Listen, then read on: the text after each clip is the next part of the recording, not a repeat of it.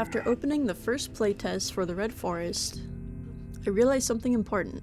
My combat worked, but it wasn't communicating. So in this video, I want to show what players taught me, what I changed, and where the game is going next. We have a few topics to cover today. There's been a lot going on behind the scenes, and I'm so excited to share what's next for this channel. First off, this month I hosted playtests for the Red Forest. I learned what is working and what is not working. Thank you to all who participated and gave me feedback. By the way, if you are just now seeing this, you can still playtest the game by either joining the Discord or visiting my Kofi to test it completely free. If you provide feedback, your name will have a permanent spot on the credits of the Red Forest once it's released. The playtest taught me a lot. I appreciated how players tried to break my game, go out of bounds, and find exploits. One person actually found a way to teleport through the tower floors by summoning the riding mount mid-air, clipping them through the floor, and getting them to the next level. Super cool how they figured that out. Having others play my game and simply sending screenshots complimenting the art was so motivating to me. I learned I needed to up the readability on the combat a bit. I played a bit of Zelda Twilight Princess to get a feel on the combat. I noticed that Link actually freezes, and the enemy flinches, not a global hit stop, not an enemy's hit stop. So I added a new hit stop system on Yarrow. Once he hits an enemy, Yarrow freezes for a short duration. The effects appears as well as the sound effect and a screen shake. And I'm pretty stoked about the results.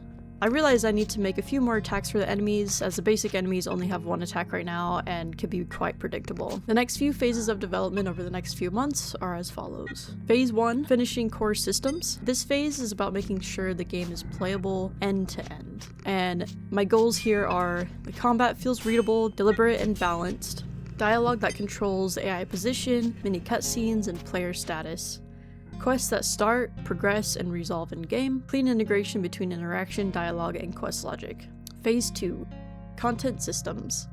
Once that foundation is solid, I start layering variety. Minigame scale, mechanics that break up the combat pacing, more complex enemy and boss behaviors, item and reward systems that meaningfully affect gameplay, mount mechanics that expand beyond just traversing. Phase 3, world mechanics. This is when the world itself becomes more of a mechanic and feels living and breathing for the player. I'm going to be mostly working on water systems, swimming, and underwater puzzle spaces similar to Zelda, corruption zones that affect player behavior and choices, environmental conditions that change how you play, so you'll need special items in order to enter these areas at all, levels built around mechanics, not just visuals, and consequence-based actions that don't rob you of any gameplay but just change the outcome of the game. This is a long-term project, and I'm intentionally building it system by system, and I'm really excited to show you guys how it progresses. I'll also be sharing new videos here and breaking down how I built these systems, for anyone else making games and curious about the technical side. But for now,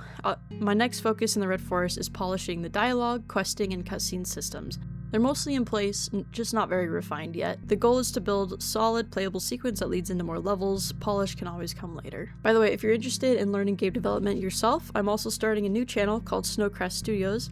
I'll be building it from the ground up, with the first series focused on scalable interaction systems and Unreal. From there, I'll be covering dialogue systems, questing, and more, all in blueprints, and the first video is going to be up sometime in February. Stay tuned for announcements on that. I also release assets on itch to help developer save time. The interaction system I just released on itch.io, it's completely free, and the interaction system I'm teaching will be the same one I'm using here. So you could follow along with real finished example if that is helpful on your development journey. If you'd like to support the project, you can do so on Ko-Fi. Thank you so much for those who's already supported the Red Forest. It genuinely means a lot. And feel free to join the Discord. You can share your projects, ask questions, or download current playtests and give feedback. Thanks for watching. I'll see you in the next one.